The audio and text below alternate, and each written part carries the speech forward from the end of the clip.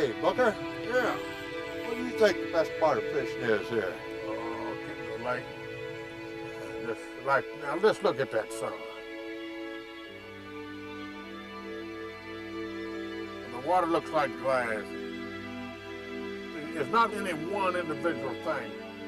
Those rings or that bait hits the water and you know every fish knows it's there. It's the anticipation of what's going to take a hold of it. A native Kentuckian, like 5 generations before him, Booker understands the rhythm of the land and respects the gifts that it offers. It is here that Booker finds a balance between the small batch bourbon collection and some of his favorite pastimes. Very good. This makes 10.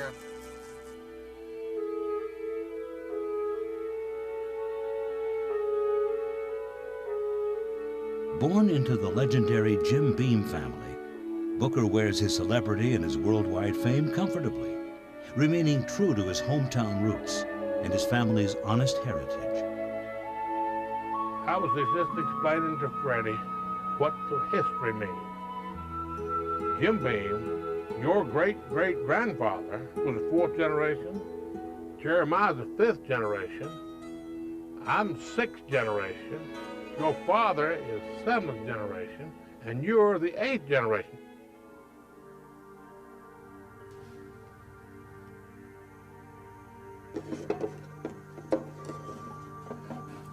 This picture, That's him, Jim Beam, your great-grandfather. This is your heritage. And I know you've got instilled in you the same spirit that I've had all my life, and I'm dedicated to Jim Beam and the distillery and everything. I know you are too, because you've shown it to me. And Jim Beam was a patient person with integrity and love for the business. He was a dapper man. I don't guess I ever saw him without a shirt and tie, a suit. That's one where we differ. I'm not a shirt and tie person. I like just plain old comfortable stuff.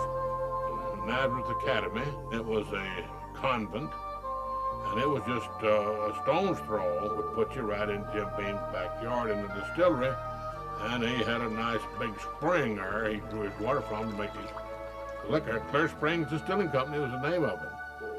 Grandfather piped water to the convent for him. And before the girls went to bed, they would say, now we're saying a prayer for Jim Beam. He was one of the few distillers that made it through Prohibition, and those prayers might have helped. Well, it didn't hurt them. He's just well, I'd say 1 in a million taking me fishing. That's one of my fondest memories of my grandfather. So he brought me down and gave me just a stick with a string on it and a washer for a sinker and a hook. I never catch that thing, but it was, I always thought I would. Little kid. That was a great memory. I can play the piano and sing one song. Oh, Granny, will your doggy bite? Oh, Granny, will he bite? Oh, Granny, will your doggy bite? No, child, no. And you're on the piano, you do it on the black keys. I can still do that one. And I learned that from my grandfather. Uncle Jerry, my mother's brother, says come to work for us. He was in need of an assistant distiller to come in and learn the business, which I did, and it was September of 1951. He was kind of like his father. He was a gentle type person that I don't guess I've ever seen him angry. I don't know how he held his cool. I'm not that way. I'm just not that way myself. I blow off. Quite a bit. I started in the production and stayed in that production all my life. It intrigued me. The distilling, there's always something new. It's easy to get sentimental over good bourbon. When we sip it, we just have to wait, just enjoy it and savor the flavor.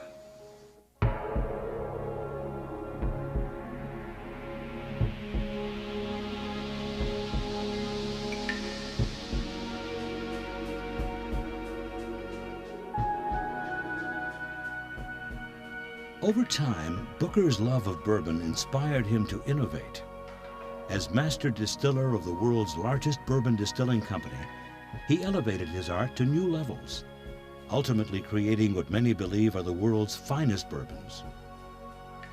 The acclaimed small batch bourbon collection, handmade, extra aged, and featuring centuries-old recipes. Basil Hayden's, Knob Creek, Baker's, and Booker's Bourbon capture the essence of a bygone era of quality and pride.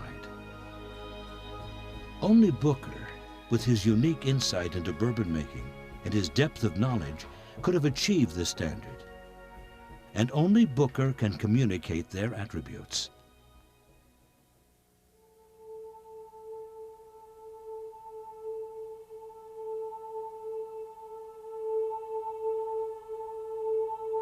Now, we're talking about the ultimate here. This is the ultimate bourbon as far as I'm concerned, and I think when I get through with you, you're gonna agree with me. It is, of course, his signature bourbon, Booker's, that he's most proud of. Booker's comes out of the still at 125 proof, 62.5% alcohol. It goes into the rack house. Now, with these rack houses we have, they're 27 barrels high. There's 9 floors, 3 barrels on a floor. Now, this will be on the 5th to 6th floor.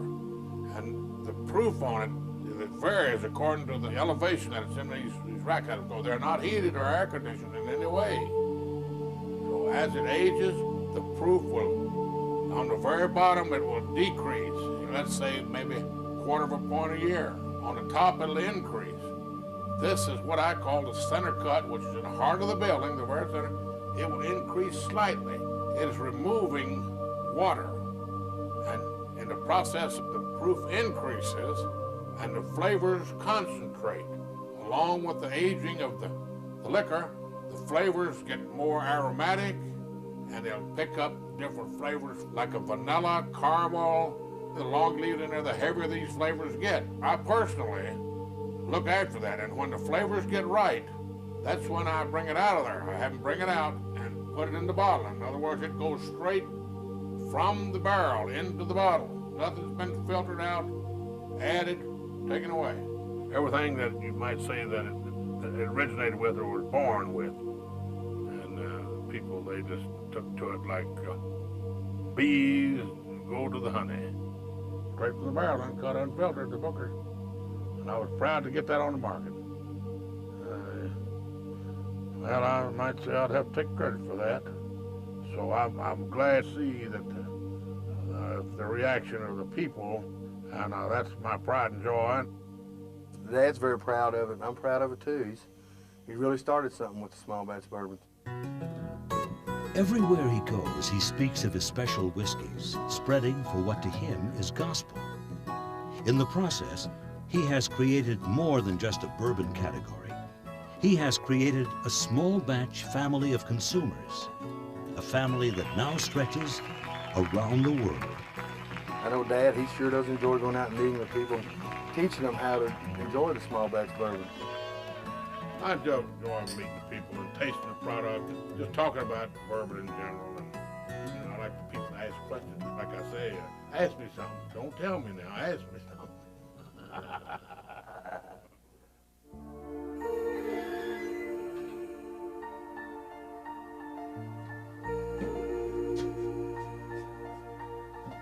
This is my second home.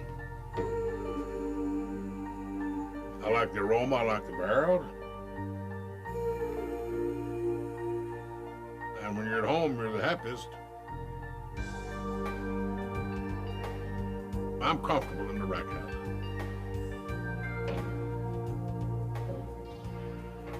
Well, my grandfather brought me to the distillery. I never did forget it. It just seems to kind of instill something in you when you're with your grandson and how you love your grandchildren. And you want them to be happy, and this is a good way of life.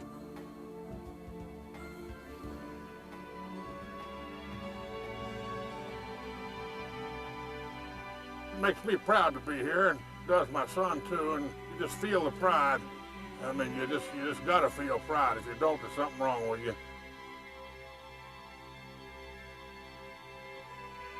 I'd like to be remembered by my time that I've spent with in the distilling business. Of course, I've been in the distilling business most of my life. It's getting close to 50 years now, and I'd like to be remembered as I stuck with it when lots of others faded away, but like my grandfather, he was a strong link, and I like to be remembered as the second strongest link in the chain of the Beam family. So I'm just proud of what's been passed on to me and what I can pass on to my son and Fred. The Beams are stick-to-it people. In other words, they're dedicated. When they start into something, they stick with it. I think that's a good trait. Bourbon is the American spirit made by Americans in America. Here's looking at you.